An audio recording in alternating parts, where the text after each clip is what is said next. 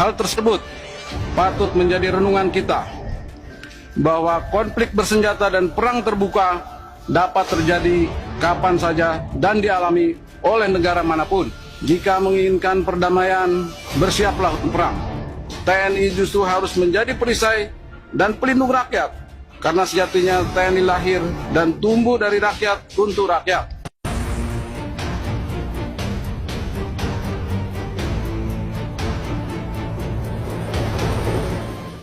Assalamualaikum warahmatullahi wabarakatuh. Sebuah kabar yang sangat mengejutkan teman-teman kita dapatkan, di mana ternyata diam-diam Presiden Prabowo Subianto sudah menjalankan strategi intelijennya untuk mengamankan posisi Indonesia. Di tengah situasi geopolitik yang makin memanas dan juga ancaman perang dunia ketiga yang bisa meletus kapan saja, ternyata TNI kita juga tidak tinggal diam. Dari informasi yang kita dapat dari salah satu channel YouTube Kaliber 86 menyebutkan bahwa pasukan TNI kita sudah masuk ke jantung-jantung Eropa untuk mengendalikan situasi atau mengumpulkan informasi intelijen. Dari informasinya di sini teman, diam-diam pasukan TNI sudah membangun poros-poros pertahanan di sejumlah kota-kota besar Eropa, salah satunya di Bosnia. Ini tentu menjadi sorotan teman-teman, karena ini adalah salah satu langkah jenius Pak Prabowo Subianto. Bukan saja Amerika Serikat yang punya banyak pangkalan militer di sejumlah negara, ternyata Indonesia juga menjalin hubungan baik dengan negara-negara Eropa. Kemarin kita juga melihat Pak Prabowo mengunjungi Inggris, mengunjungi Perancis, hadir dalam World Economic Forum. Tentu hal ini menunjukkan bahwa Indonesia punya peran khusus di dunia, dan kita harapkan tentu Indonesia bisa menjadi jembatan antara Amerika dan juga Eropa agar tidak terjadi perang dunia ketiga. Tapi kalau misalnya perang dunia ketiga meletus, teman-teman, TNI tentu tidak tinggal diam. Pak Prabowo juga sudah memikirkan hal ini, karena Pak Prabowo berlatar belakang militer. Oke, teman-teman, kita bakal tengok dulu informasi yang menyebut bahwa pasukan kita sudah masuk ke jantung-jantung Eropa. Nah, apa manfaatnya dan apa gunanya? Kita bakal tengok langsung informasi selengkapnya, teman-teman. Hal tersebut patut menjadi renungan kita bahwa konflik bersenjata dan perang terbuka dapat terjadi kapan saja dan dialami oleh negara manapun. Jika menginginkan perdamaian, bersiaplah untuk perang. TNI justru harus menjadi perisai dan pelindung rakyat, karena sejatinya TNI lahir dan tumbuh dari rakyat untuk rakyat.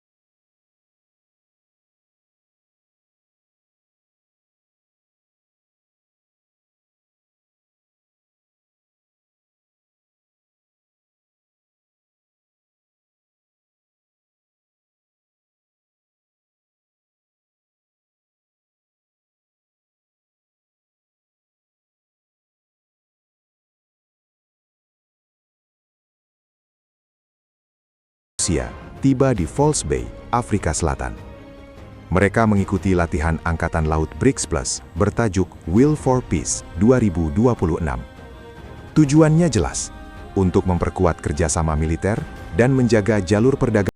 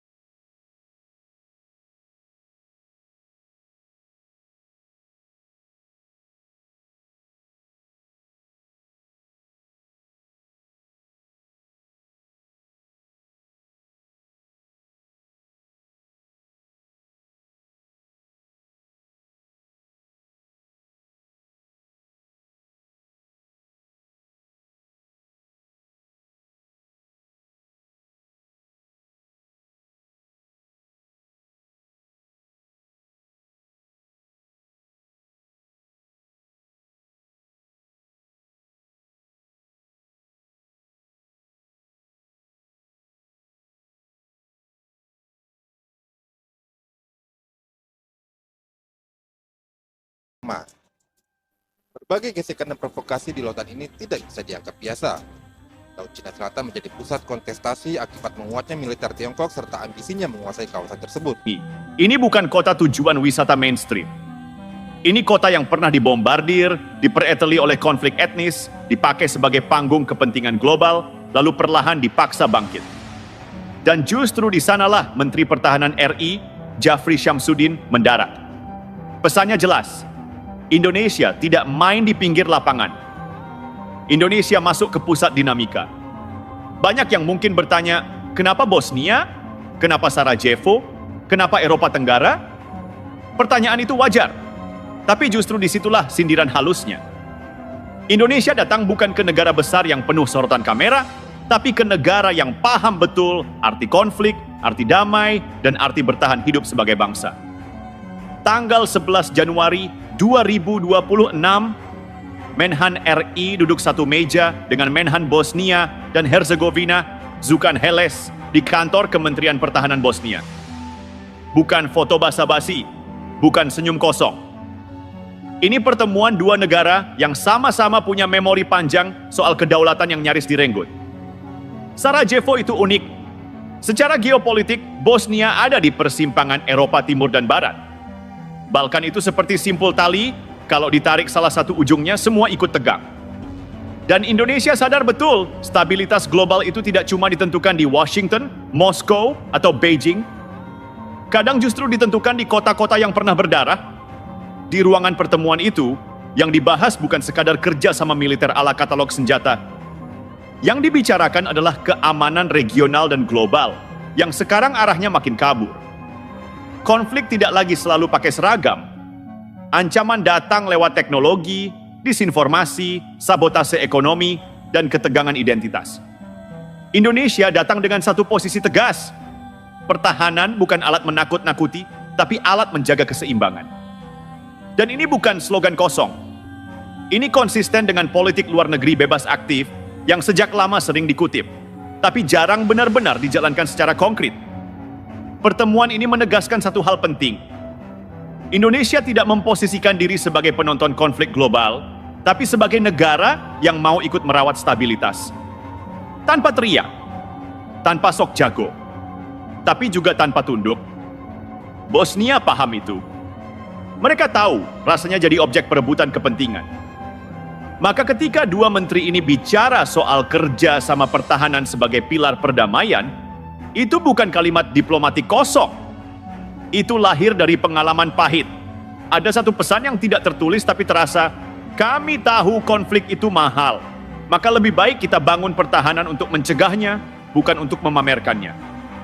Indonesia di Sarajevo seperti bilang ke dunia, kami bukan negara NATO, kami juga bukan musuh NATO, kami bukan sekutu blok manapun, tapi kami punya suara. Dan suara itu kami pakai untuk membangun jembatan, bukan tembok. Dan jujur saja, ini langkah yang cerdas. Di saat banyak negara terjebak dalam politik blok, Indonesia justru memperluas jejaring dengan negara yang strategis, tapi sering dilupakan. Bosnia mungkin kecil secara ekonomi, tapi besar secara simbolik. Karena Bosnia adalah pengingat hidup bahwa keamanan bukan teori, tapi pengalaman. Dan Indonesia, dengan sejarahnya sendiri, paham betul soal itu. Disinilah diplomasi pertahanan bekerja, bukan sebagai alat pamer kekuatan, tapi sebagai bahasa kepercayaan. Duduk, bicara, menyamakan persepsi, lalu perlahan membangun fondasi.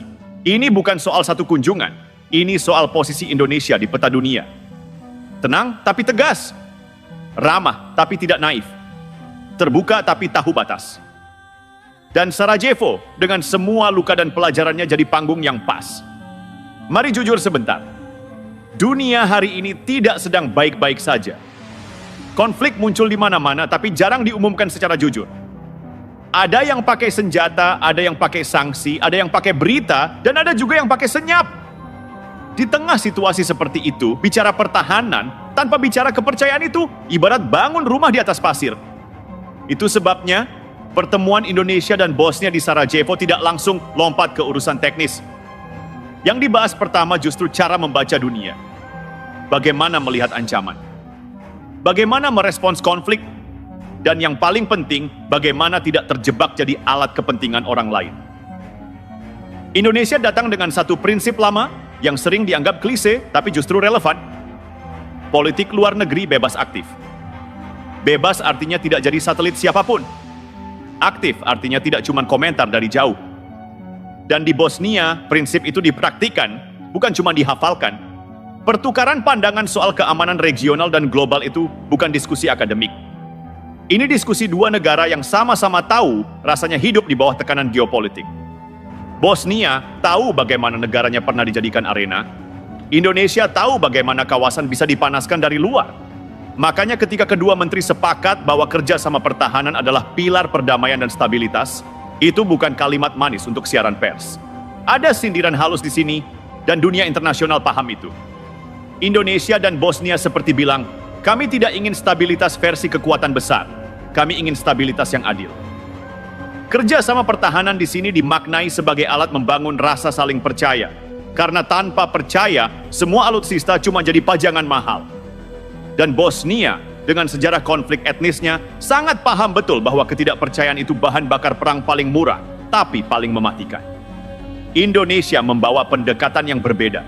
Bukan pendekatan blok, bukan pendekatan tekanan, tapi pendekatan dialog. Duduk, bicara, bertukar perspektif, kadang sepakat, kadang tidak, tapi tetap saling dengar. Ini penting, karena dunia hari ini penuh negara yang ingin didengar, tapi tidak mau mendengar. Indonesia mencoba tampil sebaliknya. Dan ada pesan kuat di balik semua ini. Indonesia tidak memandang pertahanan sebagai alat unjuk gigi, tapi sebagai instrumen diplomasi damai. Ya, tetap keras bila perlu, tapi tidak sembrono. Bosnia menangkap itu. Mereka tahu Indonesia bukan negara yang datang membawa agenda tersembunyi. Tidak ada paket ideologi. Tidak ada syarat politik. Tidak ada tuntutan ikut blok tertentu. Kerjasama ini dibangun di atas satu kesadaran sederhana, keamanan global itu rapuh. Dan kalau hanya diserahkan pada negara besar, hasilnya sering tidak adil.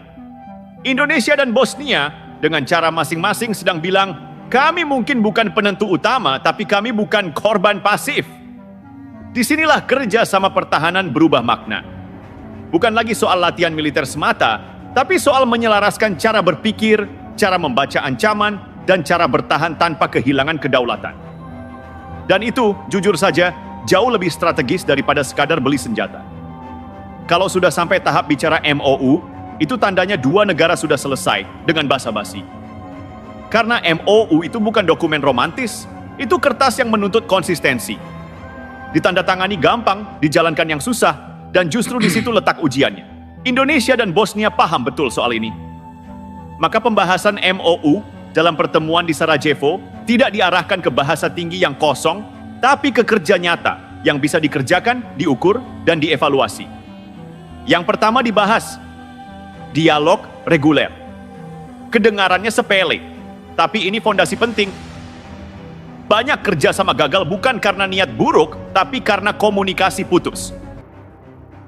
Ya teman-teman, sudah kita simak informasi lengkap dari Kalebar 86, di mana Indonesia rupa-rupanya memang sangat mengantisipasi terjadinya bencana besar umat manusia, yaitu Perang Dunia Ketiga, dengan menempatkan sejumlah personilnya tidak hanya di Indonesia tapi di berbagai belahan dunia, salah satunya ya di Bosnia. Tentu ini adalah langkah yang sangat hebat, langkah jenius, langkah taktis yang dilakukan oleh Menteri Pertahanan kita dan juga Panglima TNI, karena kita tidak boleh kehilangan informasi intelijen, baik itu misalnya informasi dari musuh ataupun dari sekutu kita. Nah, gimana menurut kalian teman-teman?